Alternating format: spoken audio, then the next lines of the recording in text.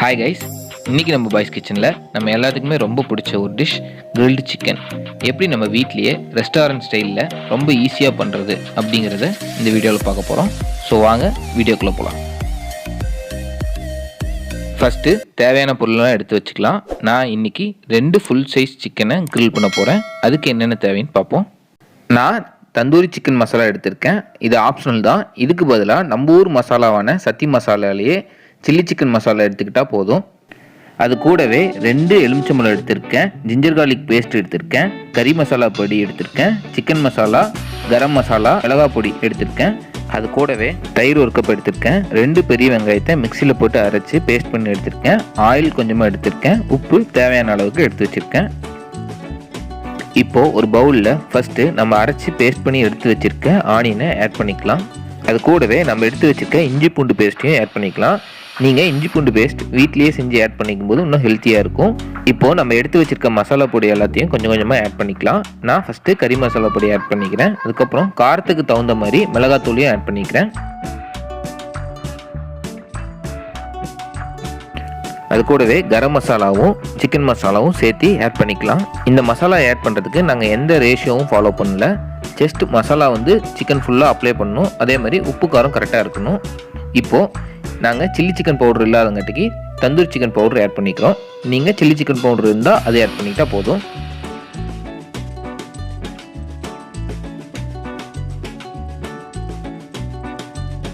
Masala பவுடரில் add பண்ணதுக்கப்புறம் ஒரு full லெமனை இதில் புழிஞ்சு விட்டுடலாம்.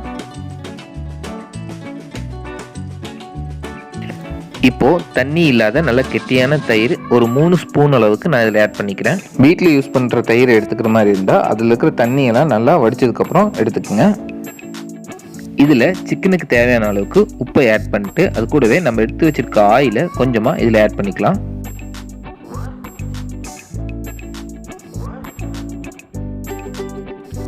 இப்போது இது எல்லாத்தையும் ஒன்றா ஆட் பண்ணி நல்லா மிக்ஸ் பண்ணி எடுத்துக்கலாம்.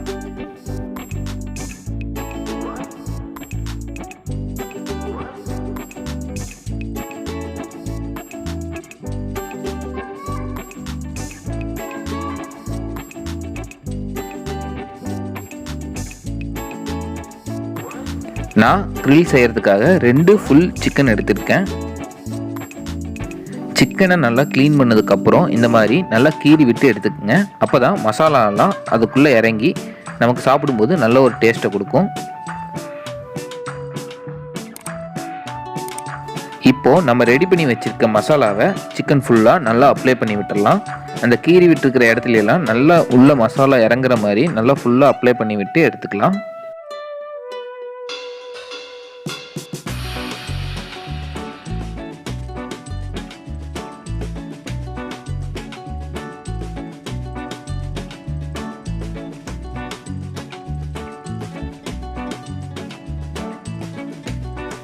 மசாலாலாம் நல்லா அப்ளை பண்ணதுக்கப்புறம் அது மேலே கொஞ்சமாக ஆயில் ஆட் பண்ணி நல்லா அப்ளை பண்ணி விட்டுடலாம்.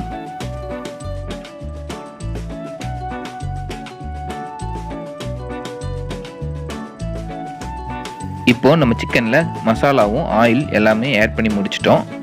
இதை ஒரு ஈரத்துணி வச்சு மூடி ஃப்ரிட்ஜில் வச்சு ஒரு 3-4 மணி நேரம் வரைக்கும் நல்லா ஊற விடணும். சிக்கன் எந்த அளவுக்கு நல்லா ஊறி வருதோ அப்போ தான் அந்த மசாலாவோட ஃப்ளேவர்லாம் சிக்கனுக்குள்ளே நல்லா இறங்கி கிடைக்கும். இப்போது 4 மணி நேரம் கழித்து இதை நான் ஃப்ரிட்ஜிலேருந்து எடுத்து ஓப்பன் பண்ணி பார்க்குறேன். மசாலாவெல்லாம் நல்லா சிக்கனுக்குள்ளே இறங்கி சிக்கன் நல்லா சாஃப்டாக ஊறி வந்திருக்கு. இப்போது அந்த மசாலாலேயே மீதி இருந்ததை அப்படியே லைட்டாக மேலே அப்ளை பண்ணி விட்டுடலாம். இப்போது இதை ஓவனில் வச்சு குக் பண்ணும்போது சைடில் எதுவும் டிஸ்டர்ப் பண்ணாமல் இருக்க இதோட ரெக்கப்பட்டையும் காலையும் ஒரு நூல் வச்சு நல்லா டைட்டாக கட்டிக்கிறேன். இப்போது இதை ஓவனுக்கு மாற்றிடலாம்.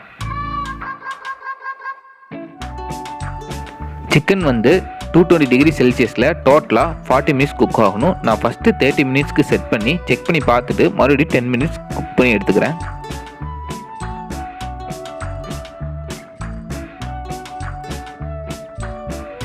இப்போது 30 மினிட்ஸ் கழித்து பார்க்கும்போது சிக்கனில் இருக்கிற ஆயிலெலாம் நல்லா கீழே இறங்கி வந்திருக்கு, நல்லாவே குக் ஆகிருக்கு.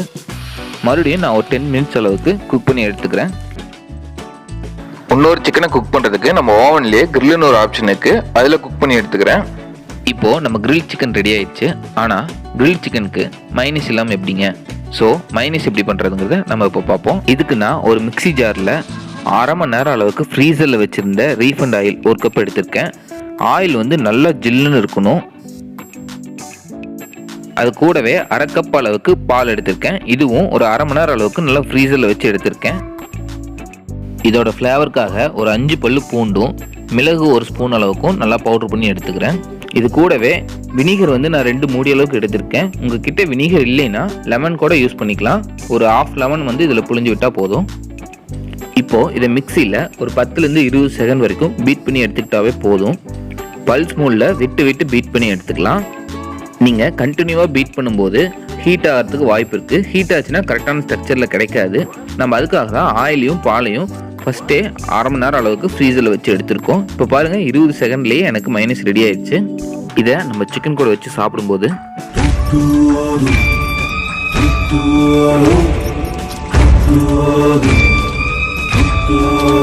ஸோ கண்டிப்பாக நீங்களும் இந்த ரெசிபியை உங்கள் வீட்டில் ட்ரை பண்ணி பாருங்கள். இந்த வீடியோ பிடிச்சிருந்தா லைக் பண்ணுங்கள். உங்கள் ஃப்ரெண்ட்ஸ்க்கும் இந்த வீடியோ ஷேர் பண்ணுங்கள். நம்ம சேனலை மறக்காமல் சப்ஸ்கிரைப் பண்ணிடுங்க.